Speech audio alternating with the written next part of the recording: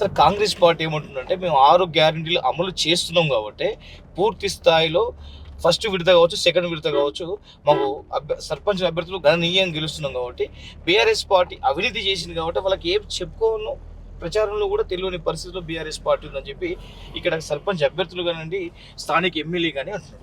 6 పథకాలలో ఒక్కటి అన్న చెప్పమనండి అమలు పరిచింది. 2 సంవత్సరాలు అయిపోయింది. ఓకే 2 సంవత్సరాలలో ఒక్క పథకం కూడా చేయలే. ఓకే ఇంకా నీకున్న సంవత్సరంన్నరే నాకు తెలిసి 3 సంవత్సరాలు కాదు. ఓకే సంవత్సరంన్నరే జమిలీ ఎలక్షన్స్ వస్తాయి, ఎంపీ ఎమ్మెల్యే ఎలక్షన్స్ వస్తాయి. నాకు తెలిసి మే 2027లో వస్తాయి. నువ్వు ఇంకా చేసేది ఏముంది ఇక్కడ? ఓకే చేసేది ఏ విధంగా చేస్తావు? నువ్వు ఒకటి చేసినావు బస్సు ఫ్రీ అన్నావు. ఏం చేసినావు అండి బస్సు ఫ్రీలో? చికెన్ 3 వేసినావు, కొట్టుకోమంటున్నావు. మళ్ళీ బస్సుకు ఆర్టీసీకి నష్టం వచ్చింది, ఏం చేస్తానని చెప్పి సంవత్సరం తర్వాత పురుషులకు టికెట్ పెంచినావు.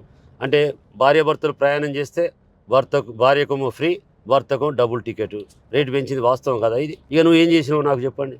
మహిళలకు 2500 ఇచ్చినావా? పిల్లలకు స్కూటీలు ఇచ్చినావా? లేకపోతే నువ్వు బస్సు ఫ్రీ అని ఆటో తమ్ముళ్ళు ఆగమై పరిశానలో ఉంటే వాళ్ళకు నువ్వు ఇస్తానన్న 12,000 ఇచ్చినావా? రైతు బంధు నేను 15,000 ఇస్తాను ఇచ్చినావా? ఇవ్వకపోగా వాళ్ళే 5,000 ఒకసారి 10,000 కట్ చేసేవి. వాళ్ళే ఎకరానికి 10,000 రూపాయలు నువ్వు కట్ చేసేది వాస్తవం కదా? ఇంకేమి ఇచ్చినట్టు? రైతు రుణమాఫీ చేస్తాను చేసినవా? పూర్తి స్థాయిలో రైతు రుణమాఫీ చేసినవా? చెయ్యలేదు. కళ్యాణ లక్ష్మి తులం బంగారం ఇస్తానవా? ఇచ్చినవా? ఇయ్యలేదు. తులం బంగారం కాదు ఈ సమయం ఎత్తు కూడా ఇవ్వకపోతే ఎందుకు మాట్లాడాలి ఇట్లాంటి బ్రోకర్ మాటలు? నేను అడుగుతా ఉన్నా.